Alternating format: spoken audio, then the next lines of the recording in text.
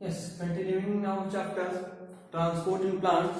Today in the second lecture, let us begin where we left off. जहाँ छोड़े थे वहीं से स्टार्ट करते हैं. लास्ट क्लास में हम लोग फैसिलिटेटेड डिफ्यूजन के बारे में पढ़ लिए थे और फैसिलिटेटेड डिफ्यूजन के कुछ पॉइंट्स को मैंने कहा था कि आगे डील करूंगा. तो now with this topic active transport. First of all you must write all these things. ये आप लिख लीजिए क्योंकि इसको बनाने में थोड़ा टाइम वेस्ट होता, वाले में बना दिया. मैं एक्सप्लेन कर दे रहा हूं, आप लिख लेना. ओके, सबसे पहले तो एक्टिव ट्रांसपोर्ट का बात करते हैं. एक्टिव ट्रांसपोर्ट में सबसे बड़ा इंपॉर्टेंट पॉइंट तो ये है कि इसमें एटीपी रिक्वायरमेंट होता है. एटीपी का requirement, it requires ATP. Okay, next यहाँ पे अपहिल ट्रांसपोर्ट होता है. Uphill transport means transport against concentration gradient. Normally हम लोग पढ़े थे कि डिफ्यूजन में हायर कंसंट्रेशन से लोअर कंसंट्रेशन की तरफ कोई भी मटेरियल मूव करता है. But here in active transport this transport occurs just opposite. उल्टा होता है. यहाँ पे अगेंस्ट कंसंट्रेशन ग्रेडियंट होता है. जिस तरफ कंसंट्रेशन ग्रेडियंट है उसके अपोजिट मींस कि हायर टू लोअर ना जाकर लोअर टू हायर जाता है. And this against concentration gradient movement of particles is also known as uphill transport. Okay, next is it also requires pump. Mind it, हम लोग थोड़ा सा भी अगर याद हो रहा, थोड़ा सा क्या याद होना चाहिए, आप लोग कल ही पढ़े. हमने देखा था फैसिलिटेटेड डिफ्यूजन में इस तरह का प्रोटीन चाहिए होता था. हमने ये प्रोटीन इसको खुद को 180 डिग्री मूव करके इधर के ऑब्जेक्ट को इस तरफ पहुंचाते थे. ठीक है, यहां पे भी ऐसा ही प्रोटीन होता है, ऐसा ही कुछ प्रोटीन होता है. And protein which actively transport means by using ATP. Actively means by using energy. ठीक है, which actively transport the molecule against concentration gradient. जो भी प्रोटीन एक्टिवली ट्रांसपोर्ट करेगा मॉलिक्यूल को अगेंस्ट कंसंट्रेशन ग्रेडियंट, हम लोग उसी को पंप बोलते हैं. ठीक है, तो मेन एक ही पॉइंट था जो अलग था. बाकी सब कुछ इस चार्ट में सिंपल, फैसिलिटेटेड और एक्टिव तीनों के बारे में लोग डील किए हैं. तो इसको समझ लेते हैं थोड़ा सा.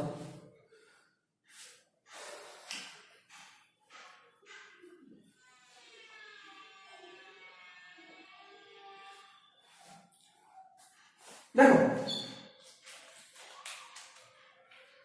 सबसे पहले तो रिक्वायर्स मेम्ब्रेन प्रोटीन और नॉट. माइंड इट, हम लोग पढ़ चुके हैं सिंपल डिफ्यूजन में सिंपली सिर्फ सेमी परमेबल मेम्ब्रेन होता था, तो भी हायर कंसंट्रेशन से लोअर कंसंट्रेशन की तरफ ऑटोमेटिकली मूव करता था. यहां पे कोई भी मेम्ब्रेन प्रोटीन का जरूरत नहीं था. बट फैसिलिटेटेड में बिल्कुल था ही. और एक्टिव में हम लोग देखें कि हाँ यहां भी ऐसा ही होता है. लेकिन जो प्रोटीन, जो मेम्ब्रेन प्रोटीन एक्टिव ट्रांसपोर्ट में रोल प्ले करता है, that can also transport substances from lower concentration to higher concentration. उसी मेम्ब्रेन प्रोटीन को जो एक्टिव ट्रांसपोर्ट में हेल्प करता है हम लोग पंप कर रहे थे अभी. ठीक है, तो सिंपल बिल्कुल नहीं चाहिए, फैसिलिटेटेड में बिल्कुल हम, और एक्टिव में भी. Next is highly selective. Simple diffusion में कोई सेलेक्टिवनेस नहीं होता, ये ऑटोमेटिकली मूव करता है. बट अगर आप सोचो फैसिलिटेटेड के बारे में, तो हम लोग अभी देखे थे कि जब तक ये वाली, आपको लास्ट हम लोग वाटर का एग्जांपल इधर बोले थे. अच्छा, वाटर आएगा, इट विल अटैच इटसेल्फ, ये अपने आप को यहां जोड़ेगा, and then it will turn around by 180 degree, 180 degree से घूम जाएगा 180 से, और ये वाटर इधर से इधर पहुंच गया. अभी सोचने वाला बात है, ये वाटर अगर यहां अटैच हो पाया तब ना घूम पाया. अगर यहां अटैचमेंट ही नहीं होता तो क्या ये ट्रांसफर पॉसिबल था? नो. तो ये अटैचमेंट इज हाईली स्पेसिफिक. ये एक्चुअली में कोई भी चीज जब जुड़ता है, there exist a chemical bond. में से आप कह सकते कुछ केमिकली वो अटैच होता है, बॉन्ड भी नहीं हो, या यू और लूज रिवर्सिबल बॉन्डिंग, इस तरह का चीज. तो ये अटैच होता है, और जब ये अटैच हुआ तो अटैच होने के लिए स्पेसिफिकनेस बहुत जरूरी है. मतलब कुछ ऐसा समझिए, सिंपल ट्रिक से समझाता हूं, एग्जांपल कहूं. यहां पे वही चीज जुड़ पाएगा जिसका शेप ऐसा होगा, तब ये यहां जाकर जुड़ पाएगा. अगर मान लो इसका शेप कुछ और, मान लो स्क्वायर हो गया, ऐसा ना हो कि मान लो स्क्वायर हो गया, मान लो स्क्वायर हो गया. अगर स्क्वायर होता तो क्या ये जुड़ पाता? नहीं. मींस कि ये वाला स्ट्रक्चर में सिर्फ वही जुड़ पाएगा जिसका कुछ कोनिकल प्रोजेक्शन होगा, है ना। तो ये स्पेसिफिक हो गया ना, जब तक कोनिकल प्रोजेक्शन नहीं हो ये अटैच नहीं हो सकता, और जब तक अटैच नहीं होता तो ट्रांसपोर्ट नहीं हो सकता। तो it is highly selective, yes facilitated is also highly selective. And same इसी तरह का प्रोटीन एक्टिव में भी होता, तो बिल्कुल यहां भी सेलेक्टिवनेस होगा, क्योंकि जब तक अटैच नहीं होगा ये भी अगेंस्ट कंसंट्रेशन ग्रेडियंट नहीं ले जा पाएगा एक्टिव ट्रांसपोर्ट में भी। Next is transportation सैचुरेट्स। देखो ट्रांसपोर्टेशन सैचुरेट्स में क्या होगा, ऐसा मेरे पास एक सेल मेम्ब्रेन है, ठीक है, दिस इज सेल मेम्ब्रेन, और यहाँ पे बहुत सारे कैरियर प्रोटीन बनाते हैं, 1 2 3, चलो एक रफ डायग्राम में छोड़ते हैं, 3 कैरियर प्रोटीन मान लो मेरे पास है। अगर मेरे पास मान लो पार्टिकल जिसको कि ट्रांसफर होना है, ट्रांसपोर्टेड, जिसको कि ट्रांसपोर्ट करना है आपको, जिसको कि आपको यूं कहो कि मूव कराना है कंसंट्रेशन ग्रेडियंट के थ्रू या अगेंस्ट, अगर फैसिलिटेटेड होगा तो थ्रू होगा और एक्टिव होगा तो अगेंस्ट होगा। तो मान लो मेरे पास जिसको मूव करना है वो पार्टिकल 3 है, 3 पार्टिकल, तो 3 पार्टिकल आराम से क्रॉस कर जाएगा। अच्छा अगर मान लो मेरे पास एक और होता तो 4 पार्टिकल एक बार में मूव करता, बट अगर मान लो ये मेरा 4 ही और पार्टिकल 5 6 7 8 10 कितना भी हो गया, लेकिन इसके बढ़ाने से क्या रेट बढ़ जाएगा? नहीं बढ़ेगा। क्यों नहीं बढ़ेगा? क्योंकि जिसको कैरी कराना है उसका नंबर तो फिक्स है, एक बार में 4 ही मूव हो सकता है ना। तो जब भी इस तरह का बात हो कि अभी हम सॉल्यूट कितना भी बढ़ा लें, जैसे मान लो मेरे पास अगर सिर्फ 2 सॉल्यूट होता, 2 सॉल्यूट, और जिसको जो ट्रांसफर करने वाला प्रोटीन है वो 4 है, तो ठीक है ट्रांसफर होगा एक बार में 2, अभी 3 सॉल्यूट होगा, अगर मान लो हम सॉल्यूट बढ़ा दिए 3 कर दिए तो अब एक बार में 3 ट्रांसफर होगा, मतलब क्या कि ट्रांसपोर्टेशन का रेट बढ़ गया। अभी 4 सॉल्यूट 4 पार्टिकल कर दिए, तो अब जो क्रॉस करेगा उसका जो ट्रांसपोर्ट होगा उसमें कितना हो जाएगा? 4 हो जाएगा, है ना, एक बार में 4 पार्टिकल मूव करेगा। उसी तरह अगर हम लोग देखें कि अगर मान लो 5 या 6 कर दिए, तो अब जो पार्टिकल जो के अंदर ट्रांसपोर्ट होगा क्या उसका नंबर बढ़ेगा? नहीं, अब नंबर फिक्स हो गया। तो जब ये फिक्स हो गया इसी को बोले सैचुरेट हो गया, ठीक है, हाईएस्ट अमाउंट को गेन कर लिया। तो जाहिर सी बात है इस तरह का प्रोटीन फैसिलिटेटेड में भी होता है और एक्टिव में भी होता है, तो दोनों में ही ट्रांसपोर्ट जो है सैचुरेट करेगा। सिंपल में होता ही नहीं है तो नहीं करेगा सैचुरेट, ठीक है। नेक्स्ट इज अपहिल ट्रांसपोर्ट, ये तो हम पढ़ चुके हैं, इसमें भी नहीं होता। और फैसिलिटेटेड में भी बेटर होगा आप एक पॉइंट ऐड कर दो कि in facilitated diffusion concentration gradient must be present, ठीक है ना। फैसिलिटेटेड ही क्यों ना हो बट कंसंट्रेशन ग्रेडियंट इसको भी पहले से चाहिए तभी कुछ कर पाएगा, ठीक है। तो अपहिल ट्रांसपोर्ट सिंपल में नहीं होता, फैसिलिटेटेड में भी नहीं होता, ठीक है, और एक्टिव में होता है। नेक्स्ट इज रिक्वायर्ड सेटअप, ये भी पढ़ चुके हैं, नहीं होगा इसका रिक्वायरमेंट होता है। Next is effect of inhibitor, इसमें तो नहीं होता। अच्छा इनहिबिटर का इफेक्ट क्या होता है समझो जरा।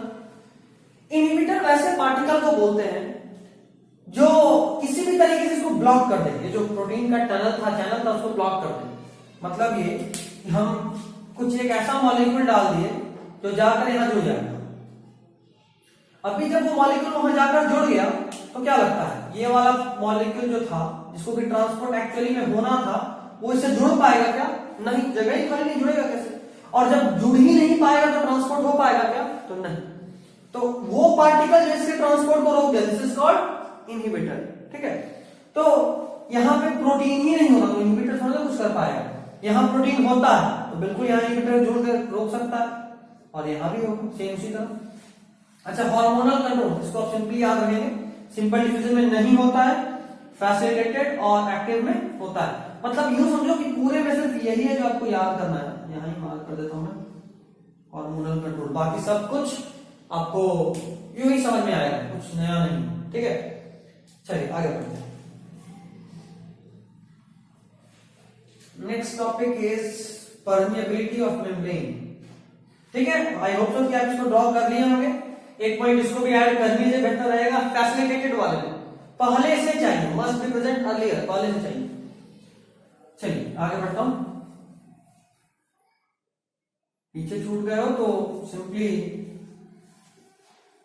पॉज कीजिए या बैक कीजिए वीडियो, स्क्रीनशॉट ले लो और फिर लिखते रहना, समझना।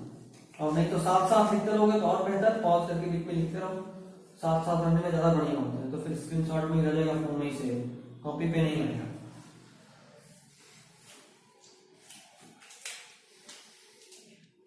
Next is types of membrane on the basis of permeability. Basis of permeability, ठीक है, types of membrane on the basis of permeability। तो मेम्ब्रेन का बहुत सारा टाइप होता है। First is permeable membrane, permeable membrane, वैसा membrane which allows solute as well as solvent particles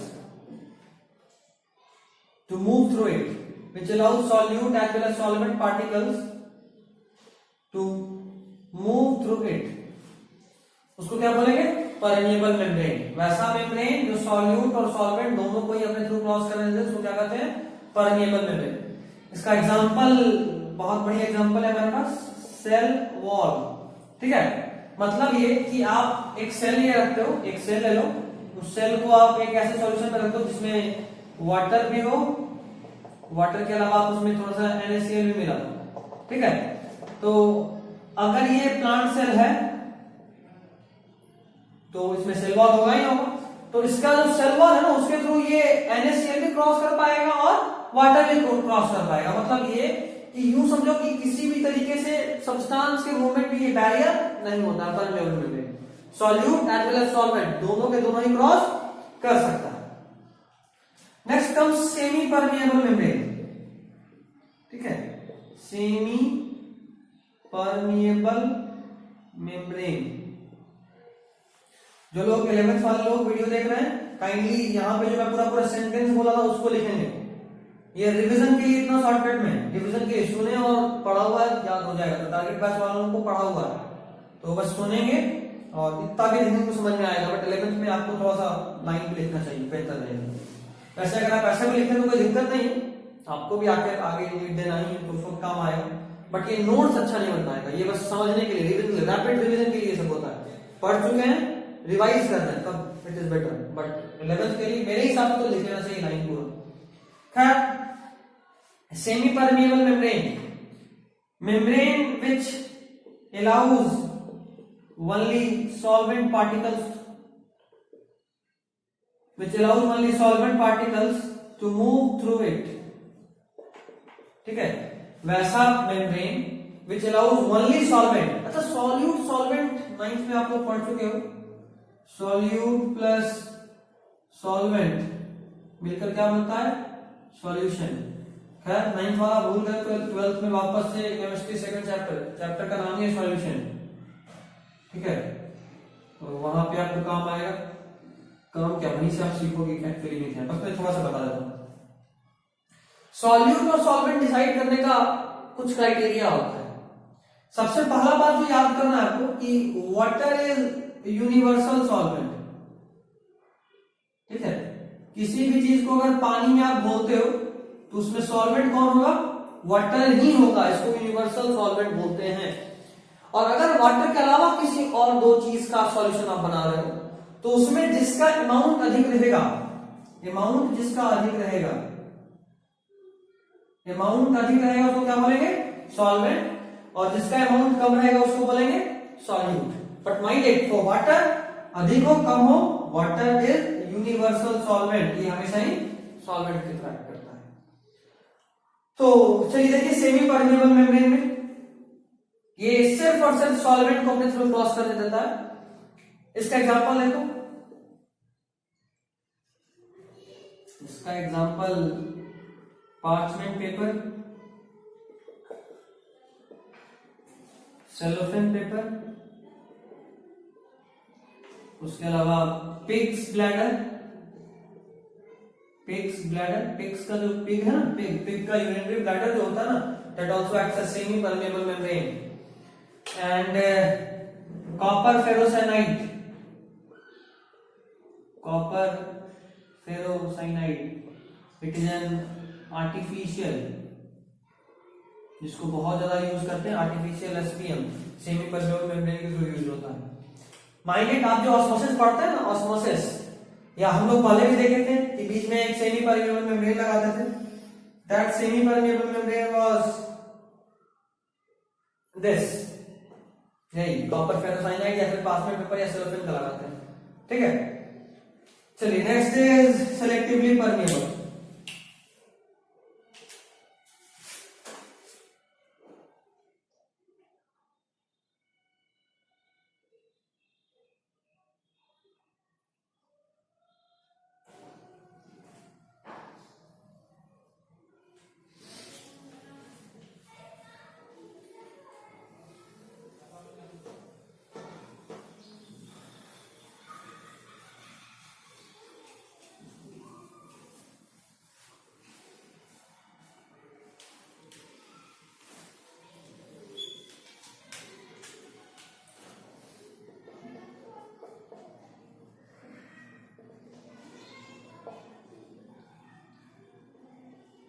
selectively permeable membrane, ये सेलेक्टिवली परमेबल मेम्ब्रेन जो होता है ना, ये सॉल्यूट सॉल्वेंट के बंधन में नहीं बनता।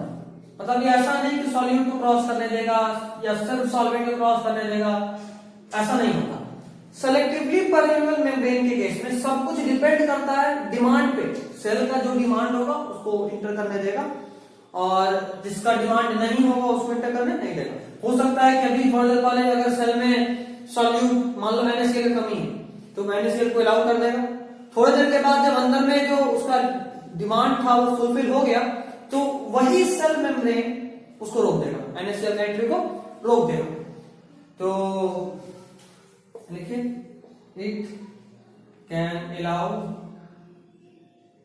और stop both solute as well as solvent according to the need।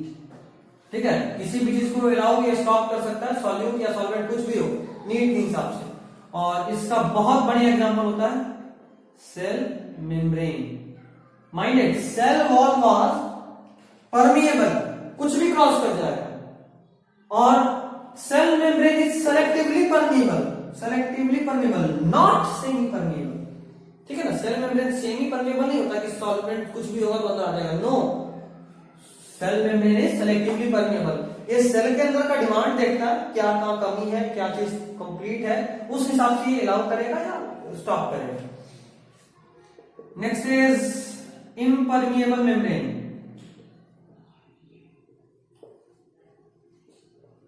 ठीक है, इम्परमिएबल मेम्ब्रेन। इम्परमिएबल मेम्ब्रेन किसको बोलते हैं? तो विच, ऐसे बोलो, membranes which do not allow either solute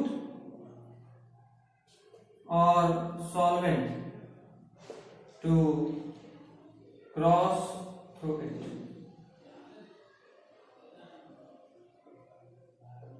ना तो ये सॉल्यूट को क्रॉस कर देता है और ना ही सॉल्वेंट को क्रॉस कर देता है। ठीक है, उसको क्या बोलते हैं? Impermeable membrane. इम्परमिएबल मेम्ब्रेन का बहुत बढ़िया एग्जांपल है आपका दो रबड़। रबड़ किसी को भी क्रॉस करने नहीं देगा। ठीक है, रबड़ का मेम्ब्रेन, रबड़ मेम्ब्रेन का बेहतर है।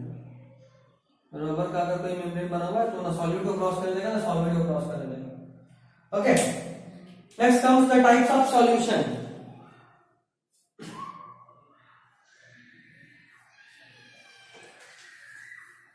अच्छा, यहां एक और चीज बहुत बढ़िया देखिए, शुगराइज्ड सेल वॉल जो होता है ना, शुगराइज्ड सेल वॉल, सुबेराइज्ड सेल वॉल जो भी होगा जिसपे सुबेरिन का डिपोजिशन हो जाए वो भी इम्परमेबल होता है और इसीलिए वो सेल डेड हो जाता है। ठीक है, चलिए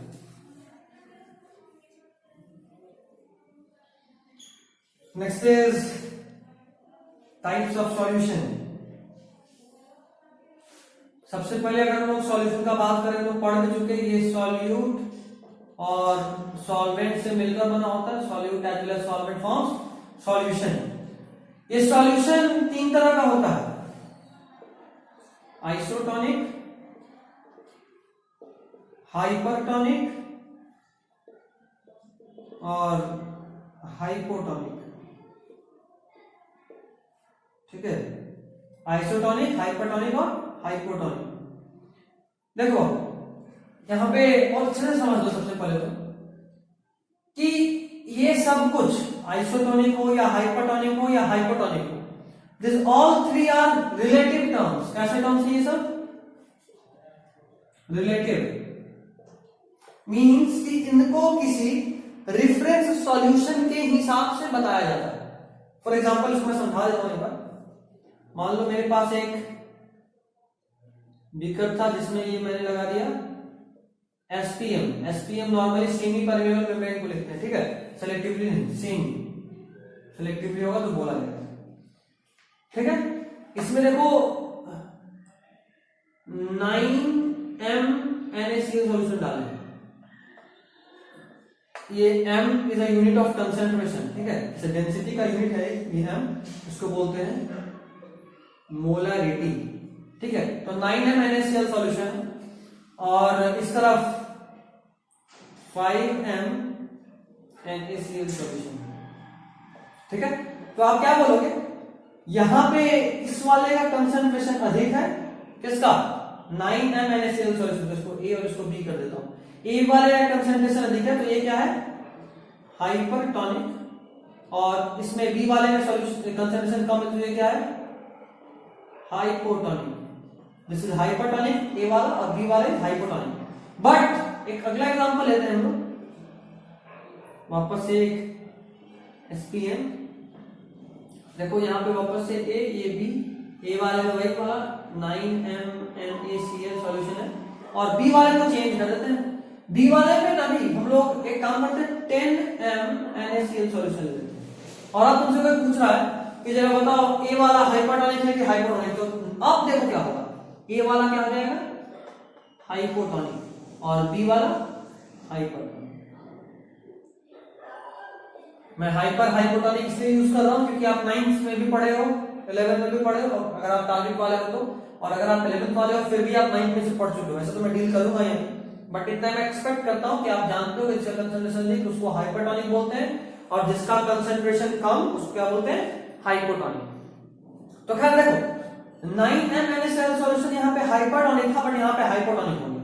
मींस इस सॉल्यूशन का अपना कोई वजूद नहीं इन टर्म्स ऑफ कंसंट्रेशन का। ये जो नाम है इनके बेसिस पे ये हमेशा रिलेटिव होते हैं।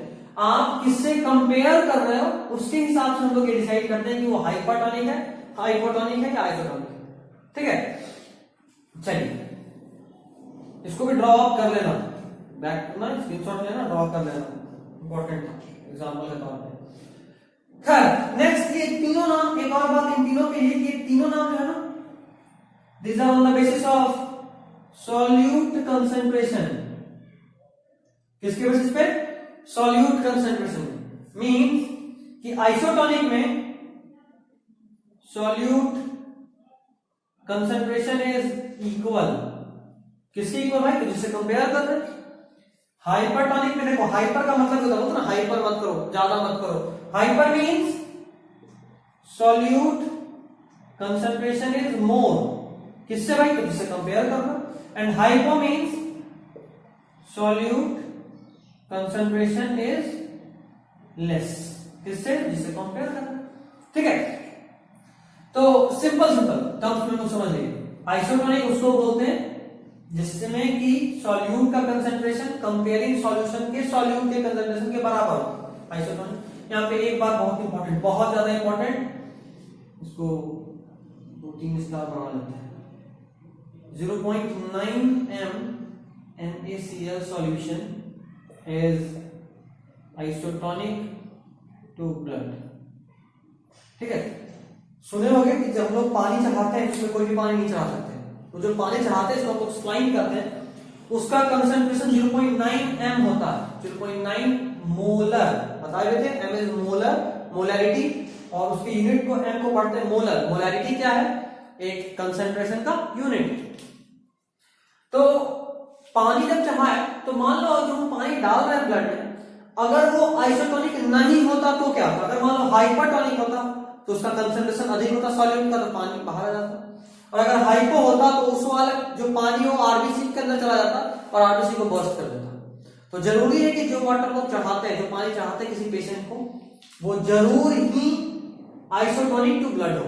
तो 0.9 m NaCl solution is isotonic to blood. ठीक है, m इज मोलर। ठीक है, यूनिट का नाम किसका यूनिट है? ये मोलैरिटी का यूनिट है। इसका यूनिट है मोलैरिटी का यूनिट। नेक्स्ट,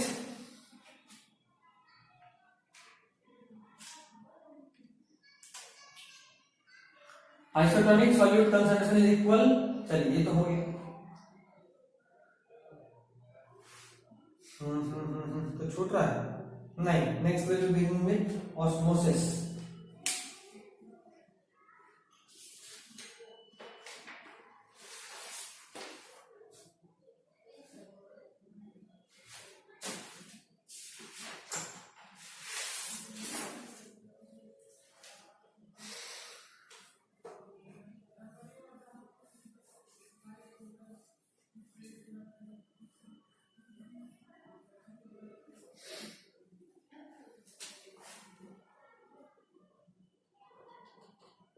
ऑस्मोसिस, ऑस्मोसिस कुछ नहीं, it is a type of diffusion.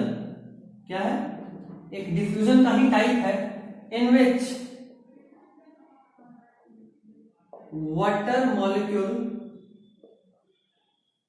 Diffuses. ठीक है, it is a type of diffusion in which water molecule diffuses, जिसमें पानी डिफ्यूज करता। अच्छा, वाटर किधर से किधर मूव करता है?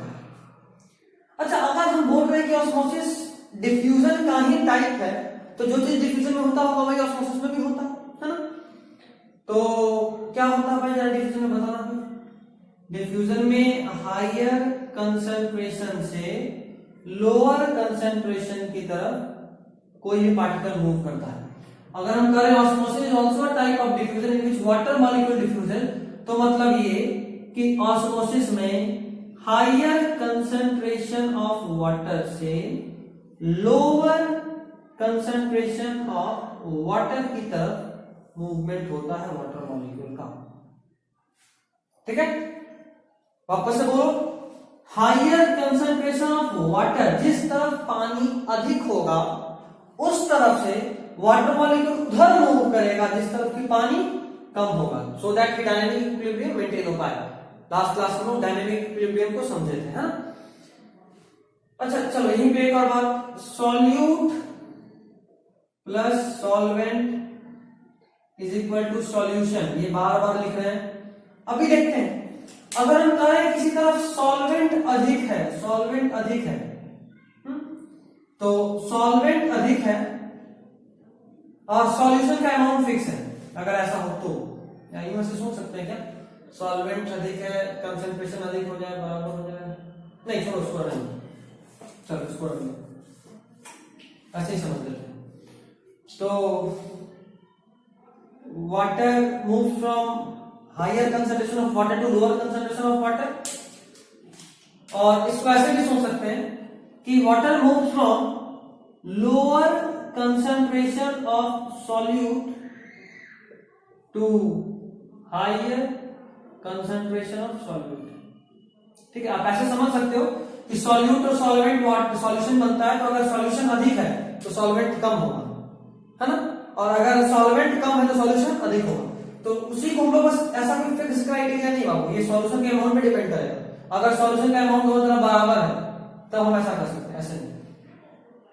तो देखो, हायर कंसंट्रेशन ऑफ वाटर तो लोअर कंसंट्रेशन ऑफ सॉल्यूट। अगर हम करें कोई मेरे पास एक ऐसा सॉल्यूशन है जिसमें वाटर का कंसंट्रेशन अधिक है, जाहिर सा बात है सॉल्यूट का कंसंट्रेशन कम होगा। ठीक है, तो उसी तरह सोचना, हायर कंसंट्रेशन ऑफ वाटर से water lower concentration of water की तरफ मूव करता है, तो इसका ऑपोजिट भी ट्रू है, lower concentration of solute solvent अधिक तो सॉल्यूट कम, से हायर कंसंट्रेशन ऑफ सॉल्यूट की तरफ मूव करेगा। देखो यहाँ पे सॉल्वेंट कम है तो सॉल्यूट अधिक है। मतलब ये कि अगर मेरे पास ऐसा हो, ये कोई बीकर है,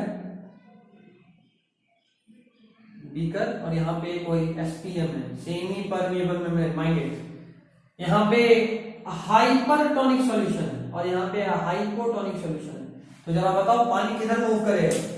तो अभी देखो देखे,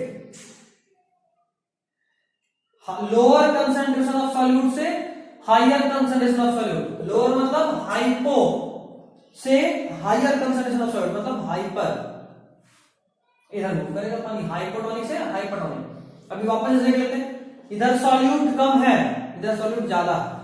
अच्छा, अगर सॉल्यूट कम है तो यहाँ पे सॉल्वेंट मतलब वाटर, ऐसे लिखते हैं वाटर, सॉल्यूट कम मतलब वाटर का कंसंट्रेशन ज्यादा है और इधर वाटर का कंसंट्रेशन कम है। तो जाहिर बात अभी तो पढ़ो, वाटर हायर कंसंट्रेशन से लोअर कंसंट्रेशन की तरफ मूव करता है। गलती क्या होता है कि नॉर्मली बच्चे लोग ऐसे करते हैं कि हायर कंसंट्रेशन से लोअर कंसंट्रेशन, इसमें फंस जाते हैं। Higher concentration of water to lower concentration of water, ठीक है। लेकिन जब सॉल्यूट के टर्म्स में बोलेंगे तो lower concentration of solute to higher concentration of solute, ठीक है।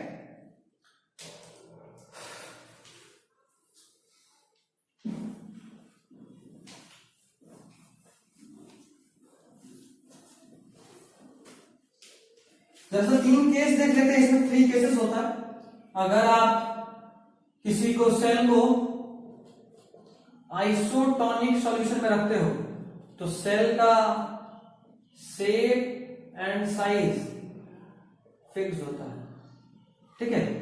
अगर आप किसी सेल को हाइपरटोनिक सॉल्यूशन में रखते हो तो उसका देखो, हाइपरटोनिक मतलब सॉल्यूट अधिक है, सॉल्यूट अधिक है तो पानी कम है, मतलब इसमें पानी अधिक है, इसमें पानी कम है, पानी बाहर अंदर से बाहर की तरफ जाएगा, पानी कम पानी अधिक, अधिक पानी से कम पानी की तरफ। सेल के अंदर से पानी बाहर पॉल्यूशन में जाएगा, सेल क्या होगा? श्रिंक करेगा, सेल श्रिंक्स।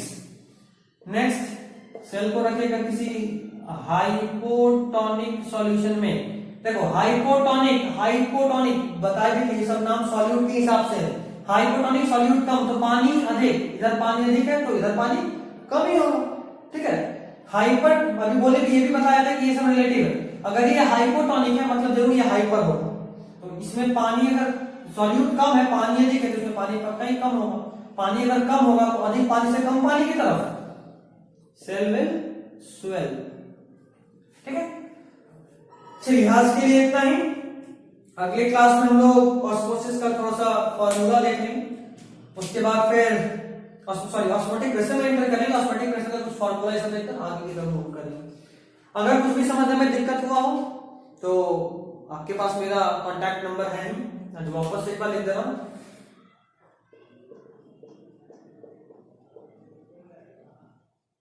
कांटेक्ट कीजिए and clear your doubts, okay. चलिए, थैंक यू।